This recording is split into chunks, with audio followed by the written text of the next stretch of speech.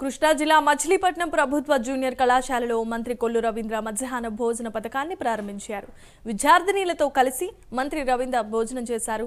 ప్రభుత్వ జూనియర్ కళాశాలలో మధ్యాహ్న భోజన పథకాన్ని ప్రారంభించడం శుభ సూచకమని మంత్రి రవీంద్ర అభిప్రాయపడ్డారు.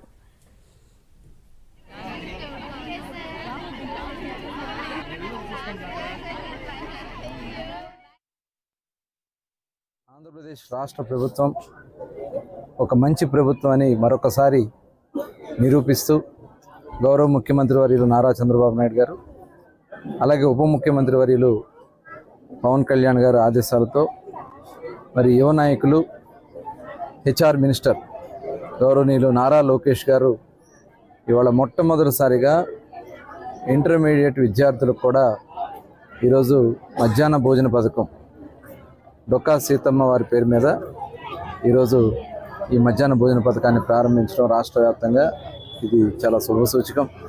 వారికి ప్రత్యేకంగా ధన్యవాదాలు తెలియజేస్తా ఉన్నాను. ఎందుకంటే ఈ రాష్ట్రంలో మొట్టమొదట పేదవాడిని గుర్తించినటువంటి వ్యక్తి అన్న నందమూరి తారక రామారావు గారు.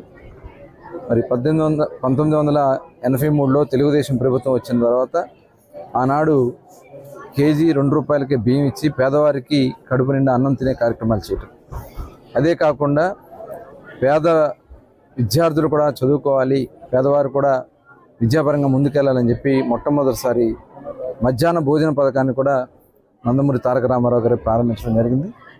ఆంధ్రప్రదేశ్ రాష్ట్ర ప్రభుత్వం